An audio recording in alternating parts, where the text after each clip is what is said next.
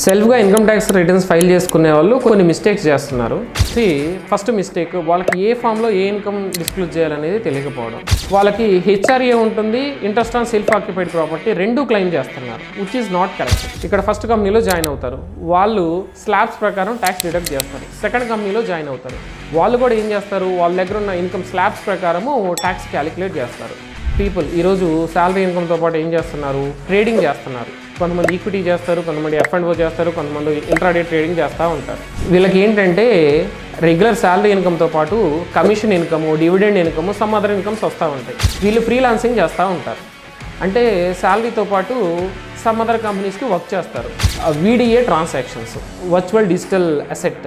ఎప్పుడైతే మనం old tax రిజర్వ్కి వెళ్తామో 80C to 80U డిడక్షన్స్ అనేది మనం క్లెయిమ్ చేస్తాం. టాపిక్ ఏంటంటే నేను ఏ ట్యాక్స్ రిజర్వ్ సెలెక్ట్ చేసుకోవాలి, నాకు ఓల్డ్ బెస్టా న్యూ బెస్టా అని అంటారు.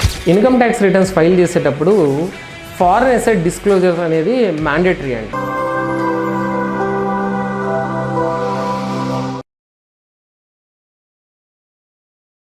నమస్తే అండి. సెల్ఫ్గా ఇన్కమ్ ట్యాక్స్ రిటర్న్స్ ఫైల్ చేసుకునే వాళ్ళు కొన్ని మిస్టేక్స్ చేస్తున్నారు. ఆ మిస్టేక్స్ ఏమన్నాయి నేను ఇక్కడ 1 by 1 డీటెయిల్గా ఎక్స్ప్లెయిన్ చేయడానికి ట్రై చేస్తానండి. ఫస్ట్ పాయింట్ వచ్చేసి, ఫస్ట్ మిస్టేక్, వాళ్ళకి ఏ ఫామ్లో ఏ ఇన్కమ్ డిస్క్లోజ్ చేయాలనేది తెలియకపోవడం. ఇక్కడ మనకి కరెక్ట్ ఫామ్ సెలెక్ట్ చేసుకోవాలి. మనకి ITR ఫామ్స్ వచ్చేసి ITR 1 to 7 ఉన్నాయండి. ఇండివిజువల్స్కి వచ్చేటప్పటికి ITR 1 to 4 అప్లికబుల్ అవుతాయి. ITR 1 ఎవరు ఫైల్ చేయొచ్చు అంటే శాలరీ ఇన్కమ్ ఉండి 1 house property income, other sources income, capital gains on sale of securities 1.25 lakh వరకు ఉన్న వాళ్ళు ఈ ఫామ్ ఫైల్ చేయొచ్చు. కొన్ని కేసెస్లో ఈ ఫామ్ ఫైల్ చేయడానికి లేదు. ఆ కేసెస్ ఏవంటే అగ్రికల్చర్ ఇన్కమ్ మోర్ దాన్ 5,000 ఉన్నా, ఏ కంపెనీలో ఉన్నా డైరెక్టర్గా ఉన్నా, ఏదన్నా LLPలో డెసిగ్నేటెడ్ పార్ట్నర్గా ఉన్నా, లేదంటే మనకి క్యాష్ విత్డ్రాల్స్ మీద TDS ఏమన్నా ఉన్నా, మనకేమన్నా అన్లిస్టెడ్ కంపెనీస్లో షేర్స్ ఏమన్నా ఉన్నా, ఆ కేసెస్లో మనం ఈ ఫామ్ ఫైల్ చేయడానికి ఉండదండి. నెక్స్ట్ ఫామ్ వచ్చేసి ITR 2-3. Let us see ITR 4 first. ITR 4 అనేది పైన చెప్పిన ఇన్కమ్స్ కాకుండా మనకేమైనా బిజినెస్ ఇన్కమ్ ఉండి అది ప్రిజంప్టివ్ బేసిస్ మీద మనం ఆఫర్ చేయాలి అని అనుకున్నప్పుడు ITR 4 ఫైల్ చేయొచ్చండి. ITR 2 వచ్చేసి ఎవరికైతే బిజినెస్ ఇన్కమ్ లేదో వాళ్ళు ITR 2 ఫైల్ చేయొచ్చు. ITR 3 వచ్చేసి బిజినెస్ ఇన్కమ్ ఉన్నోళ్ళు ITR 3 ఫామ్ ఫైల్ చేయాలి. ఈ ఫైలింగ్ ఆఫ్ ఫామ్ అనేది very very important. Wrong form మనం సెలెక్ట్ చేసుకోకూడదు. సెకండ్ మిస్టేక్, నెక్స్ట్ మిస్టేక్ వచ్చేసి వాళ్ళకి హెచ్ఆర్ఏ ఉంటుంది, interest on self occupied property రెండు క్లెయిమ్ చేస్తున్నారు, విచ్ ఈజ్ నాట్ కరెక్ట్. అసలు హెచ్ఆర్ఏ అంటే ఏంది? ఒక కంపెనీ వాళ్ళ ఎంప్లాయీస్కి రెంట్కి కాంపెన్సేషన్ కింద హెచ్ఆర్ఏ ఇస్తుంది. గవర్నమెంట్ ఏం చేసింది, మీరు రెంట్ పే చేస్తున్నారు కాబట్టి సో మీకు దానికోసం ఒక డిడక్షన్ ఇచ్చింది. ఆ డిడక్షన్ మనం ఓన్లీ రెంట్ పే చేసేటప్పుడు మాత్రమే యూజ్ చేసుకోవాలి. వీళ్ళు ఏం చేస్తున్నారు, రెంట్ క్లెయిమ్ చేస్తున్నారు, హెచ్ఆర్ఏ క్లెయిమ్ చేస్తున్నారు. వాళ్ళకి same time at the same time with in the same సిటీలో హౌస్ ప్రాపర్టీ ఉంటుంది, దాని మీద ఇంట్రెస్ట్ కూడా క్లెయిమ్ చేస్తున్నారు. అది జెన్యూన్ కేసెస్లో ఎలా యూజ్ చేసుకోవచ్చు అంటే, మనకి ప్రాపర్టీ వచ్చేసి ఒక సిటీలో ఉంది, మనము రిసైడింగ్ అనదర్ సిటీ. ఆ కేసులో హెచ్ఆర్ఏ క్లెయిమ్ చేయొచ్చు, interest on self occupied property కూడా క్లెయిమ్ చేయొచ్చు. బట్ అది కూడా యాక్ట్లో ఎక్కడా చెప్పలేదు రెండు క్లెయిమ్ చేయమని. మనకి ఇన్ కేస్ ఫ్యూచర్లో ఏమైనా నోటీస్ వచ్చిందనుకోండి, దాన్ని జస్టిఫై చేసుకోవాల్సిన రెస్పాన్సిబిలిటీ మనదే అనమాట. హెచ్ఆర్ఏకి వచ్చేటప్పటికి ఇంకొక విషయం ఏంటంటే, మనము total rent paid per annum more than 6 lakh ఉందనుకోండి, per month 50,000 per month exceed అయినప్పుడు TDS అనేది కట్ చేయాలన్నమాట. 5% TDS కట్ చేయాలి. వీళ్ళు ఏం చేస్తారు, TDS కట్ చేయకుండా రిటర్న్ ఫైల్ చేస్తారు. రిటర్న్ ప్రాసెస్ అయిన తర్వాత ఇన్కమ్ ట్యాక్స్ వచ్చేసి ఒక నోటిఫికేషన్, ఒక ట్రిగ్గర్ పంపిస్తుంది. ఏమని, యువర్ పర్ యానం రెంట్ వచ్చేసి మోర్ దాన్ 6 lakh ఉంది, ఎక్కడ మీరు TDS కట్ చేయలేదు, ఇన్ కేస్ కట్ చేసి డిపాజిట్ చేయకపోతే TDS రిటర్న్ ఇప్పుడు ఫైల్ చేయండి. ఇన్ కేస్ TDS క్లెయిమ్ అనేది రాంగ్ అయినట్టయితే మీరు రిటర్న్ అప్డేటెడ్ రిటర్న్ ఫైల్ చేసుకోండి అని మనకి నోటిఫికేషన్ వచ్చేస్తుంది అనమాట. అప్పుడు ఏమవుతుంది, అప్పుడు మనం పే చేసుకోవాలంటే మనకి huge amount of tax and updated రిటర్న్లో పెనాల్టీ పే చేసుకోవాల్సి వస్తుంది. అందులో ఇంకొక పాయింట్ ఏంటంటే, వీళ్ళు హెచ్ఆర్ఏ క్లెయిమ్ చేసేటప్పుడు పర్ యానం రెంట్ 1 lakh కన్నా ఎక్కువ ఉందనుకోండి, వాళ్ళు ల్యాండ్ లార్డ్ పాను మెన్షన్ చేయాల్సి వస్తుంది. అందులో వీళ్ళు ల్యాండ్ లార్డ్ పాన్ ఇవ్వాలి కాబట్టి అవి ఇన్ కేస్ ఫేక్ రెంట్ అయినప్పుడు వీళ్ళు ఏం చేస్తారు, హౌస్ వైఫ్ పాను, లేకపోతే వాళ్ళ ఫ్రెండ్ పాను, రిలేటివ్స్ పాను, వాళ్ళకి ఇన్ఫ్యాక్ట్ వాళ్ళకి హౌజే ఉండదు కానీ హౌస్ రెంట్ వాళ్ళ మీద క్లెయిమ్ చేస్తారు. ఇక్కడ రెండు థింగ్స్ జరుగుతున్నాయి. ఒకటేంది, ఫేక్ రెంటల్ ఇన్కమ్ అనేది అవతల ల్యాండ్ లార్డ్ పేరు మీద క్రియేట్ చేస్తున్నారు. సెకండ్ థింగ్ వచ్చేసి ఫేక్ హెచ్ఆర్ఏ క్లెయిమ్ చేస్తున్నారు. ఇలాంటి కేసెస్లో మీకు నోటీసెస్ రావడానికి స్కోప్ చాలా ఉంటుంది అనమాట. అవి దృష్టిలో పెట్టుకొని హెచ్ఆర్ఏ క్లెయిమ్ కరెక్ట్గా తీసుకోవాలి. నెక్స్ట్ మిస్టేక్ అండి, మిడ్ ఆఫ్ ద ఇయర్ కొంతమంది జాబ్ చేంజ్ అవుతూ ఉంటారు. వాళ్ళు ఏం చేస్తారు, జాబ్ చేంజ్ అయినప్పుడు ఇక్కడ ఫస్ట్ కంపెనీలో జాయిన్ అవుతారు, వాళ్ళు స్లాబ్స్ ప్రకారం ట్యాక్స్ డిడక్ట్ చేస్తారు. సెకండ్ కంపెనీలో జాయిన్ అవుతారు, వాళ్ళు కూడా ఏం చేస్తారు, వాళ్ళ దగ్గర ఉన్న ఇన్కమ్ స్లాబ్స్ ప్రకారము ట్యాక్స్ క్యాలిక్యులేట్ చేస్తారు. ఇయర్ ఎండ్కి వచ్చిన తర్వాత మనం ఇన్కమ్ ట్యాక్స్ రిటర్న్ ఫైల్ చేసేటప్పుడు రెండు ఇన్కమ్స్ క్లబ్ చేసుకొని సింగిల్ స్లాబ్ మనం అప్లై చేసుకుంటూ వెళ్ళాలి. ఓల్డ్ రిజైమ్ అయితే ఓల్డ్ రిజైము, న్యూ రిజైమ్ అయితే న్యూ రిజైమ్ ప్రకారము మనము ఇన్కమ్ ఆఫర్ చేయాల్సి ఉంటుంది. మొత్తం ఇన్కమ్స్ క్లబ్ చేసినప్పుడు ఏమవుతుంది, ఎక్కువ ట్యాక్స్ రావడానికి స్కోప్ ఉంటుంది. ఫర్ ఎగ్జాంపుల్, పాత కంపెనీలో ఆల్రెడీ 30% బ్రాకెట్లో ఉన్నారు మీరు, రెండో కంపెనీ ఇన్కమ్ ఆఫర్ చేస్తే ఆ రెండో కంపెనీ ఇన్కమ్ మొత్తం 30% ట్యాక్సే పడాలి. కానీ వీళ్ళు ఏం చేస్తారు, ఫస్ట్ కంపెనీ 0 నుండి స్టార్ట్ చేస్తుంది స్లాబ్స్ ప్రకారం, సెకండ్ కంపెనీ కూడా 0 నుండి స్టార్ట్ చేస్తుంది, ఓవరాల్గా ట్యాక్స్ తక్కువ కట్ చేస్తారనమాట. ఇయర్ ఎండ్ రిటర్న్ ఫైల్ చేసేటప్పుడు మనకి ఏమవుతుంది, దాంతోపాటు ఇంట్రెస్ట్లు 234BC ఇంట్రెస్ట్లు కూడా వస్తాయి. దీన్ని ఓవర్కమ్ చేయాలంటే ఏం చేయాలంటే, ఒక సినారియో వచ్చేసి మనం past company salary income TDS తీసుకొచ్చి సెకండ్ కంపెనీకి చెప్పాలి, బాబు ఇది సో అండ్ సో ఇన్కమ్, ఇది కూడా కన్సిడర్ చేసుకుని టీడీఎస్ డిడక్ట్ చేయండి అని చెప్పాలి. అది ప్రాక్టికల్గా పాసిబుల్ కాలేదనుకోండి, మనమే సెల్ఫ్ అసెస్ చేసుకోవాలి. రెండు కంపెనీస్ ఇన్కమ్ క్లబ్ చేసుకొని మనకి ఎంత ట్యాక్స్ రాబోతుంది, ఆల్రెడీ ఎంత కట్ చేశారు, బ్యాలెన్స్ మనం ఏమైనా పే చేయాల్సింది ఉంటే మనమే పే చేసుకోవాలి అనమాట.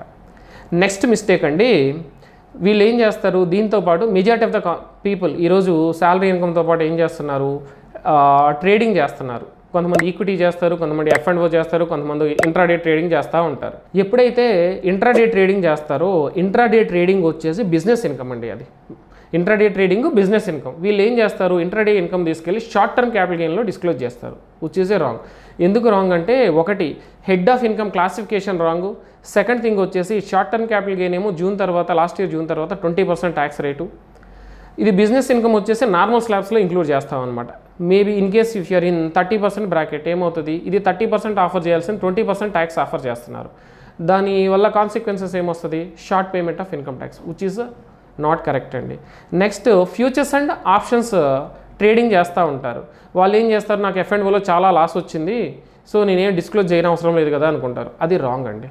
F&O మీకు లాస్ వచ్చినా కూడా F&O ఇన్కమ్ అనేది ఏది, బిజినెస్ ఇన్కమ్. మీరు ఐటీఆర్ కరెక్ట్ ఐటీఆర్ సెలెక్ట్ చేసుకొని either 3 or 4 సెలెక్ట్ చేసుకొని అందులో ఇన్కమ్ ఆఫర్ చేయాలన్నమాట. నెక్స్ట్ మిస్టేక్ అండి, అదర్ సోర్సెస్ ఆఫ్ ఇన్కమ్స్. వీళ్ళకి ఏంటంటే రెగ్యులర్ శాలరీ ఇన్కమ్తో పాటు commission income, dividend income, some other incomes వస్తూ ఉంటాయి. వీళ్ళు ఏం చేస్తారు, బై మిస్టేక్ దాన్ని కూడా తీసుకెళ్ళి ITR 1లోనే డిస్క్లోజ్ చేస్తారు. Commission income, dividend income anyway other సోర్సెసే. కమిషన్ ఇన్కమ్ నామినల్ అమౌంట్ అనుకోండి, ITR 1లో డిస్క్లోజ్ చేయొచ్చు. అదే మనకి హ్యూజ్ అమౌంట్ ఉందనుకోండి, ప్యారలల్గా అదర్ ఏజెన్సీ ఉంది, కమిషన్ ఏజెన్సీ ఉంది, అప్పుడు మనం ఆ ఇన్కమ్ ఏం చేయాలంటే సెక్షన్ 194H అనేది మనకు ట్రిగ్గర్ అయింది అంటే కంపల్సరీగా మనం ITR 3నే ఫైల్ చేయాలి. ఇంకా కొన్ని కేసెస్లో ఏం చేస్తారంటే 26ASలో TDS కట్ చేస్తారు అదర్ సోర్సెస్కి. వీళ్ళు ఏం చేస్తారు, జస్ట్ సింపుల్గా TDS క్లెయిమ్ చేస్తారు కానీ ఇన్కమ్ ఆఫర్ చేయరు. అది రాంగ్ అనమాట. మనం ఏం చేయాలి, TDS కన్సిడర్ చేసాము అంటే ఆ ఇన్కమ్ కూడా మనం కంపల్సరీగా ఆఫర్ చేయాల్సి ఉంటుంది. నెక్స్ట్ మిస్టేక్ అండి, వీళ్ళు ఫ్రీలాన్సింగ్ చేస్తూ ఉంటారు. అంటే శాలరీతో పాటు సమ్ అదర్ కంపెనీస్కి వర్క్ చేస్తారు. వాళ్ళు TDS డిడక్ట్ చేయొచ్చు, చెయ్యకపోవచ్చు. ఏం చేసినా మనం ఏం చేయాలి, ఆ ఇన్కమ్ని తీసుకెళ్ళి బిజినెస్ ఇన్కమ్లోనే ఆఫర్ చేయాలి. Freelancing income is a business income. మీరు ఏదైనా ITR 3 కానీ ITR 4 కానీ చూస్ చేసుకొని ఆ ఇన్కమ్ ఆఫర్ చేయాల్సి ఉంటుంది అనమాట. నెక్స్ట్ మిస్టేక్ అండి, VDA transactions, virtual digital asset. మీకు తెలిసే ఉంటుంది, బిఫోర్ లాస్ట్ ఇయర్ గవర్నమెంట్ దాన్ని కూడా ట్యాక్స్ బ్రాకెట్లోకి తీసుకొచ్చేసారు. మనం ఏదన్నా క్రిప్టో కరెన్సీ కానీ సమ్ అదర్ వర్చువల్ కరెన్సీ కానీ ఇందులో ట్రేడ్ చేసామంటే ఏం చేయాలి, ట్రాన్సాక్షన్ వైజ్ డీటెయిల్స్ మనం మెయింటైన్ చేయాలి. ఎందుకంటే మన డీమ్యాట్ అకౌంట్ ఇచ్చినట్టు యాప్, ఏ యాప్ అయితే ప్లాట్ఫామ్ యూజ్ చేసి మనము ట్రేడింగ్ చేస్తామో వాళ్ళు డీటెయిల్స్ మనకి ఫుల్గా ప్రొవైడ్ చేయరు. మనమే ట్రాన్సాక్షన్ వైజ్ రికార్డ్ మెయింటైన్ చేసుకోవాలి. అది ఎందుకు ఇంపార్టెంట్ అంటే మన VDA ట్రాన్సాక్షన్లో ప్రతి ప్రాఫిట్ ప్రతి లాస్ చూసుకోవాలి. ప్రాఫిట్స్ అన్నీ ట్యాక్సిబుల్ అవుతాయి, లాసెస్ అన్నీ మనకి క్యారీ ఫార్వర్డ్ అవ్వవు, అదర్ ఇన్కమ్లో సెట్ ఆఫ్ అవ్వవు, ఈవెన్ VDA ఇన్కమ్లో కూడా సెట్ ఆఫ్ చేసుకోవడానికి లేదు. కండిషన్ ఏంది, ఓన్లీ ప్రాఫిట్స్ మాత్రమే మనం ఇన్కమ్గా ఆఫర్ చేయాలి, లాసెస్ ఇగ్నోర్ చేయాల్సి వస్తుంది. సో మనం ఏం చేయాలి, ట్రాన్సాక్షన్ వైజ్ డీటెయిల్స్ మనం మెయింటైన్ చేయాల్సి వస్తుంది. ఇన్కమ్ ట్యాక్స్ రిటర్న్స్ ఫైల్ చేసేటప్పుడు ఫారెన్ అసెట్ డిస్క్లోజర్స్ అనేది మ్యాండేటరీ అండి. మీరు ఇండియాలో రెసిడెంట్ అయ్యుండి, ఇప్పుడు ఈ ఇయర్కి ఇండియాలో రెసిడెంట్ అయ్యుండి, మీరు ఫారెన్లో NRIగా ఉన్నప్పుడు అక్కడ షేర్స్ పర్చేజ్ చేసి ఉండొచ్చు, హౌస్ ప్రాపర్టీ కొని ఉండొచ్చు, మీకు ఏదైనా బ్యాంకులో బ్యాలెన్స్ ఉండి ఉండొచ్చు ఫారెన్ దాంట్లో. మీరు ఏం చేయాలి, when you are resident in India you have to disclose all those foreign asset details. Otherwise ఏమవుతుంది అంటే మీకు 10 lakh వరకు పెనాల్టీ ఇంపోజ్ చేయొచ్చు. మీకు ఏదన్నా ఫారెన్ అసెట్స్ ఉంటే మనం ఇన్కమ్ ట్యాక్స్ రిటర్న్ ఫైల్ చేసేటప్పుడు అవి కంపల్సరీగా డిస్క్లోజ్ చేయాలి. నెక్స్ట్ మిస్టేక్ అండి, మీకు తెలుసు న్యూ ట్యాక్స్ రిజమ్లో అయితే 80C2 80U డిడక్షన్స్ అనే కాన్సెప్ట్ లేదు. ఎప్పుడైతే మనం ఓల్డ్ ట్యాక్స్ రిజమ్కి వెళ్తామో 80C2 80U డిడక్షన్స్ అనేది మనం క్లెయిమ్ చేస్తాం. మీకు తెలిసే ఉంటుంది, డిపార్ట్మెంట్ ప్రతి డిడక్షన్స్కి ప్రూఫ్ అడుగుతుంది. ప్రూఫ్ అంటే అటాచ్మెంట్ అడగట్లేదు, ఆ నంబర్ అడుగుతుంది. డిపాజిట్ చేస్తే అకౌంట్ నెంబర్ అని అడుగుతుంది, ప్రీమియం అయితే పాలసీ నెంబర్స్ అడుగుతుంది, స్కూల్ ఫీజులు అయితే రిసీట్ నెంబర్లు అడుగుతుంది. ఇవి చేసేటప్పుడు కూడా కొన్ని మిస్టేక్ చేస్తున్నారు. అవి ఏంటి అంటే ఫర్ ఎగ్జాంపుల్ స్కూల్ ఫీజు అన్నారనుకోండి, వీళ్ళు ఏం చేస్తున్నారు, transportation fee, donations, admission fee everything తీసుకొచ్చి క్లెయిమ్ చేసేస్తున్నారు ఏటీసీలో. అవన్నీ రావండి. ఓన్లీ ట్యూషన్ ఫీజు పోర్షన్ మాత్రమే ఏటీసీకి ఎలిజిబుల్. అలానే ప్రీమియమ్స్ పే చేస్తున్నారు, ఎల్ఐసి కానీ మెడికల్ ఇన్సూరెన్స్ కానీ ఏం చేస్తున్నారు, టోటల్ చలాన్లో కింద ప్రీమియం రిసీట్లో వచ్చిన అమౌంట్ మొత్తం క్లెయిమ్ చేసేస్తున్నారు. మనకు ఆ అమౌంట్ మొత్తం రాదు క్లెయిమ్లో. ఓన్లీ ప్రీమియం పోర్షన్ ఏదైతే ఉందో ఆ బేస్ ప్రీమియం పోర్షన్ మాత్రమే మనం డిడక్షన్గా క్లెయిమ్ చేయాలన్నమాట. సో ఇవన్నీ మేజర్ మిస్టేక్స్ జనరల్గా ఫైల్ చేసేటప్పుడు చేసేవి. అవన్నీ జాగ్రత్తగా చూసుకొని రిటర్న్ ఫైల్ చేస్తే మనకి ఎలాంటి నోటీసులు రావండి. ఇంకొకటి జనరల్గా అందరూ అడుగుతూ ఉన్నారు, టాపిక్ ఏంటంటే నేను ఏ ట్యాక్స్ రిజిమ్ సెలెక్ట్ చేసుకోవాలి, నాకు ఓల్డ్ బెస్టా న్యూ బెస్టా అని అంటారు. దానికి ఏంటంటే మనం వచ్చేసి మనకి హెచ్ఆర్ఏ ఎంత పే చేస్తున్నాము, లేదు హెచ్ఆర్ఏ లేదు, నాకు interest on self house property ఎంత ఉంది, దీంతో పాటు నాకు 80D మెడికల్ ఇన్సూరెన్స్ ప్రీమియం ఏమున్నాయి, ఏటీసీ డిడక్షన్స్ ఏమున్నాయి, నాకు ఇంట్రెస్ట్ ఆన్ ఎడ్యుకేషన్ లోన్ ఏమన్నా ఉందా, ఓకే 80E అని ఒక సెక్షన్ ఉంది. అలా ప్రతి సెక్షన్లో 80D 80DDB 80U అన్ని సెక్షన్స్ చూసుకొని మనకి అన్ని ఎక్స్పెండిచర్ కన్సిడర్ చేసుకుంటే అవన్నీ మేజర్గా ఉన్నప్పుడు మాత్రమే మనం ఓల్డ్ ట్యాక్స్ రెజ్యూమ్కి వెళ్ళాలి. అదర్వైజ్ మెజారిటీ ఆఫ్ ద కేసెస్లో న్యూ ట్యాక్స్ రెజ్యూమ్కి వెళ్ళడమే బెటర్. ఎందుకంటే మనకి ఫర్దర్గా వచ్చేసి ప్రూఫ్లు చూపించమని అడిగే కాన్సెప్ట్ లేదు. మనం ఏం చేయొచ్చు, హ్యాపీగా ట్యాక్స్ పే చేసుకోవచ్చు. దట్స్ ఆల్ అండి. రిటర్న్ ఫైల్ చేసేటప్పుడు ఈ జాగ్రత్తలు తీసుకోండి. థ్యాంక్ యూ అండి.